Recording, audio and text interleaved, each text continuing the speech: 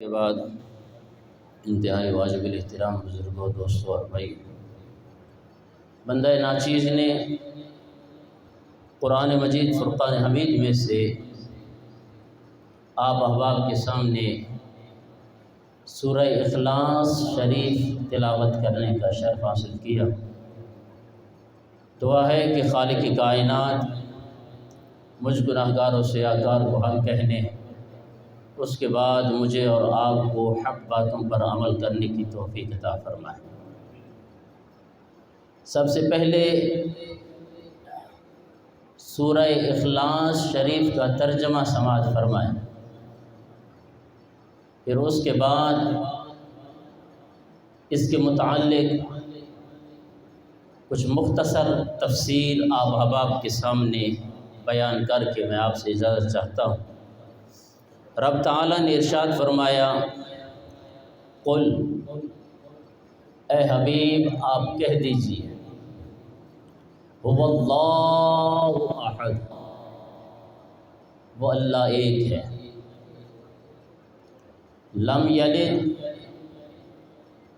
نہ اس نے کسی کو جنا، ولم یولد، نہ اس سے کوئی جنا گیا، ولم یکن لہ کفوا احد، اور اس ذات کا کوئی ہمسر نہیں۔ یہ سورہ اخلاص جو قرآن پاک کی مختصر سورہ مبارکہ ہے، اور اس کی اتنے فضائل ہیں کہ جس کو بیان کرنے سے ہم جیسے انسان قاصر ہے۔ ان کی فضیلت میں آج ایک حدیث آپ احباب کے سامنے بیان کر کے میں آپ سے اجازت چاہتا ہوں۔ ہمارے معاشرے میں ہماری مائیں، بہنیں، بھائی، ہمارے سونے کا انداز الگ ہے، اٹھنے بیٹھنے کا انداز الگ ہے، مجلس میں بیٹھنے کا انداز الگ ہے۔ ہم جس طرح یورپ کو دیکھ رہے ہیں، انگریز کو دیکھ رہے ہیں، اسے فالو کر رہے ہیں اور اسی طریقے کو اپنا رہے ہیں۔ حضور نبی کریم صلی اللہ تعالی علیہ وسلم سے آپ صلی اللہ تعالی علیہ وسلم نے اما عائشہ صدیقہ رضی اللہ تعالی عنہا سے فرمایا کہ اے عائشہ، سونے سے پہلے یہ 4 کام کر لیا کر۔ سب سے پہلا کام یہ کر، پورا قرآن پاک پڑھ کے پھر سویا کر۔ دوسرا کام، حضور نبی کریم صلی اللہ تعالی علیہ وسلم نے ارشاد فرمایا، ایسا کام کر کے سو جا کہ قیامت کے دن تمام انبیاء کرام تیری سفارش فرمائیں۔ تیسرا کام، ایسا کر کے سو جا کہ 2 مسلمان بھائیوں کو آپس میں راضی کر کے سو جا۔ چوتھا اور آخری کام یہ کر کے سو کہ ایک حج اور عمرہ ادا کر کے پھر سو جایا کر۔ یارو اب اندازہ لگائیے، یہ کوئی معمولی کام ہے؟ یہ جو 4 کام حضور نبی کریم صلی اللہ تعالی علیہ وسلم نے اما عائشہ صدیقہ رضی اللہ تعالی عنہا کو فرمائے کہ پورا قرآن پڑھ کے پھر سو جا، تمام انبیاء کرام قیامت والے دن تیری سفارش کریں، ایسا کام کر کے پھر سو جا، اور پھر 2 مسلمان بھائیوں کو آپس میں راضی کر کے سو جا، اور چوتھا کام یہ ہے کہ حج بھی کر کے سو جا، عمرہ کر کے سو جا۔ بظاہراً یہ کام کرنا انسان کے لیے، مسلمان کے لیے بہت مشکل ہے۔ ایک قرآن پاک اپنی جگہ پہ ہمارے معاشرے کے اندر طریقہ کار کیا ہے؟ ہماری مائیں بہنیں جھاڑو لگاتے ہوئے گانے سنتی ہیں، ہمارے نوجوان جب تک اپنے کانوں میں ہیڈ فون لگا کر گانے نہ سنیں تو ان کو نیند نہیں آتی۔ آج کا نوجوان واٹس ایپ، فیس بک، انٹرنیٹ استعمال نہ کرے تو بندے کو نیند نہیں آتی۔ تو جب ہمارا طریقہ کار یہ ہوگا، جب ہم شریعت سے اتنا دور ہوں گے تو پھر ہمارے گھروں کے اندر یا ہماری ذات کے اندر جناب برکتیں کیسے آئیں گی؟ میرے آقا نے ام المؤمنین ام عائشہ صدیقہ رضی اللہ تعالیٰ عنہ سے فرمایا، او مومنوں کی ماں، یہ 4 کام کر کے پھر سویا کر۔ اللہ اکبر کبیرہ۔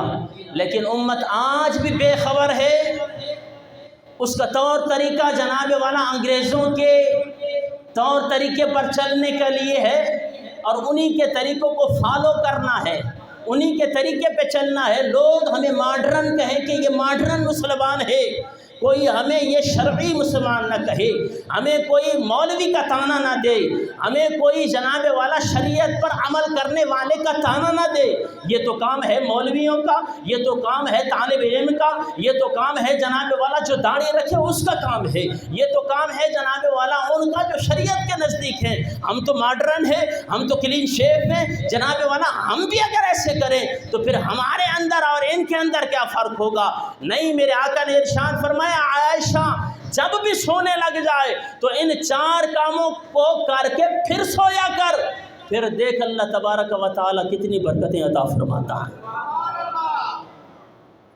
اب میں نے کہا نا کہ بظاہراً یہ 4 کام کرنا، بندہ اگر ایک بندہ اگر حافظ قرآن بھی ہو، وہ اگر قرآن پاک کی تلاوت شروع کر دے، میں سمجھتا ہوں کہ ایک پکا حافظ قرآن، جسے ہم کہیں کہ جی یہ پکا حافظ قرآن ہے، وہ 12 گھنٹوں سے پہلے قرآن پاک کو ختم نہیں کر سکتا۔ چاہے کہ ایک ناظرہ خوان وہ جب قرآن پاک کی تلاوت کرنے لگ جائے تو اسے کتنا ٹائم لگے گا یہ آپ خود بھی جانتے ہیں۔ لیکن حضور نبی کریم صلی اللہ تعالیٰ علیہ وسلم نے فرمایا، عائشہ پریشان کیوں ہوتی ہے؟ میں تجھے بتاتا ہوں، جو شخص 3 مرتبہ قل واللہ شریف پڑھ کے سوئے گا، اللہ اسے پورے قرآن کا ثواب عطا فرمائے۔ سورہ اخلاص کو 3 مرتبہ پڑھ کے سو جا عائشہ، گویا کہ تو نے پورا قرآن پاک پڑھ لیا ہے۔ میں نے کہا نا کہ ہم بجائے قرآن پاک کی اس تلاوت کے، بجائے سورہ اخلاص پڑھنے کے، ہمارا طور طریقہ یہ ہے کہ جب تک ہم جناب والا انٹرنیٹ سے فائدہ نہ حاصل کریں، ہم فیس بک کا استعمال نہ کریں، ہم واٹس ایپ کا استعمال نہ کریں، تو اتنے تک تو ہمیں نیند ہی نہیں آتی۔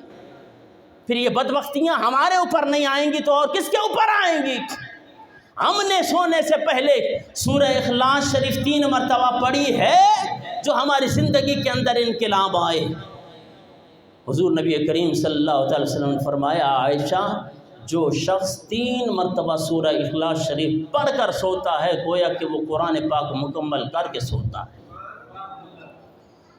اور حضور نبی کریم صلی اللہ تعالیٰ علیہ وسلم نے ارشاد فرمایا، دوسرا کام ایسا کر کے سو جا کہ کل قیامت والے دن صرف میں نہیں، تمام انبیاء کرام تیری سفارش فرما دیں۔ یا رسول اللہ ایسا کون سا کام کروں؟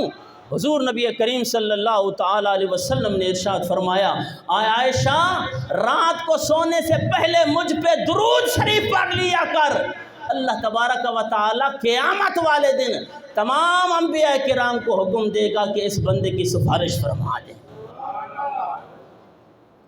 ہم نے درود نہیں پڑھنا، ہم نے قرآن پاک سورہ اخلاص کی جناب والا یہ سورت کو 3 مرتبہ نہیں پڑھنا، کیونکہ ہمیں نیند نہیں آتی۔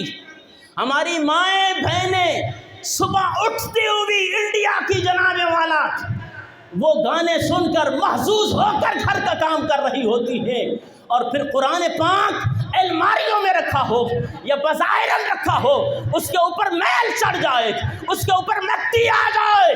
نہ ماں کو توفیق ہے، نہ بہن کو توفیق ہے، نہ بھائی کو توفیق ہے، نہ کسی مرد کو توفیق ہے کہ وہ قرآن پاک کو کم از کم پڑھتا نہیں ہے۔ اس قرآن پاک کو صاف کر کے جناب والا ستھرا رکھ تو سکتا ہے۔ تو حضور نبی کریم صلی اللہ تعالی وسلم نے فرمایا، امت اگر اپنے اندر انقلاب لانا چاہتی ہے، اگر امت اپنے اندر برکتوں کا نزول لانا چاہتی ہے، تو وہ سونے سے پہلے مجھ پہ درود شریف پڑھ کے سویا کرے۔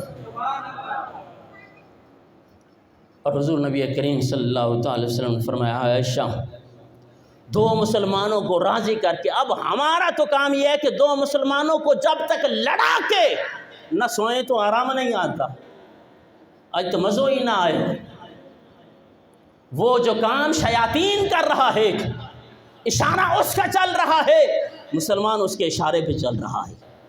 حضور نبی کریم صلی اللہ تعالی علیہ وسلم نے ارشاد فرمایا کہ سونے سے پہلے جو شخص مومنین، مومنات، مسلمین، مسلمات کی بخشش کے لیے دعا کر کے سوتا ہے، گویا کہ وہ مسلمانوں کو آپس میں راضی کر رہا ہے۔ کم از کم ہم سونے سے پہلے پوری امت محمدیہ صلی اللہ تعالی وسلم کی بخشش کی دعا کر سکتے ہیں۔ میرے آقا نے فرمایا، جو حضور صلی اللہ تعالی وسلم کی امت کی بخشش کے لیے دعا کر دے، مسلمانوں کی بخشش کے لیے دعا کر دے، گویا کہ انہوں نے ان مسلمانوں کو راضی کر دیا ہے۔ قبر میں وہ راضی نہیں ہوں گے۔ آپ کی پڑی ہوئی چیز جب جناب والا مردے تک پہنچتی ہے، مردہ خوش ہوتا ہے اور وہ دعائیں دیتا ہے۔ اور چوتھا کام کون سا؟ حضور نبی کریم صلی اللہ علیہ وسلم نے کہ حج کر کے پھر سو جا، عمرہ کر کے پھر سو جا۔ آپ بظاہراً حاجی سے پوچھ لیں، حاجی کو جناب والا کتنے ارکان کرنے پڑتے ہیں؟ ان کے لیے جناب والا وقوف عرفہ بھی ہے، ان کے لیے صفا اور مروہ پہ سعی بھی ہے، ان کے اندر جناب والا طواف کے لیے 7 چکر بھی لگانے ہیں۔ آپ عمرہ کرتے ہوئے بظاہراً جناب والا آپ کو 2 گھنٹے کی ضرورت ہے، لیکن حضور نبی کریم صلی اللہ تعالی علیہ وسلم نے ارشاد فرمایا، او مسلمانوں، او میرے امتیوں، آؤ میں تمہیں ایک تسبیح بتا دوں، جس نے سونے سے پہلے یہ تسبیح پڑھ لی، اللہ تبارک و تعالیٰ اسے حج اور عمرے کا ثواب عطا فرمائے گا۔ وہ تسبیح کیا ہے؟ سبحان اللہ والحمد للہ ولا الہ الا اللہ واللہ اکبر۔ جو مسلمان سونے سے پہلے یہ تسبیح پڑھ لے، گویا کہ اللہ تبارک و تعالیٰ اسے ایک حج اور عمرے کا ثواب عطا فرما دیتا ہے۔ کام کتنا مختصر ہے، کام اتنا مختصر ہے کہ جناب والا اس میں 5 منٹ بھی نہیں لگتے۔ یہ چاروں کام کرنے میں 5 منٹ بھی نہیں لگتے ہیں۔ 3 مرتبہ قل واللہ شریف پڑھ لیں، 1 مرتبہ حضور صلی اللہ علیہ وسلم کی ذات پر درود شریف پڑھ لیں، اور پھر جناب امت محمدیہ صلی اللہ علیہ وسلم کی بخشش کے لیے دعا کر دیں، اور جناب والا آخر میں یہ تسبیح پڑھ لیں کہ سبحان اللہ والحمد للہ ولا الہ الا اللہ واللہ اکبر۔ یہ چاروں کام 5 منٹ کے اندر ہو جائیں۔ لیکن امت محمدیہ صلی اللہ تعالی وسلم اگرچہ بے خبر نہیں ہے، لیکن اس پر عمل کرنے کی توفیق نہیں ہے۔ اور پھر حضرت ابی بن کعب رضی اللہ تعالیٰ عنہ سے روایت ہے، آپ فرماتے ہیں کہ حضور نبی کریم صلی اللہ تعالیٰ علیہ وسلم نے ارشاد فرمایا کہ جس نے 1 مرتبہ قل واللہ شریف پڑھی، 1 مرتبہ قل واللہ شریف پڑھی، اللہ تبارک و تعالیٰ اسے 100 شہیدوں کا ثواب عطا فرمائے۔ تو یہ سورہ اخلاص کے فضائل میں سے ہے۔ اللہ تبارک و تعالی مجھے اور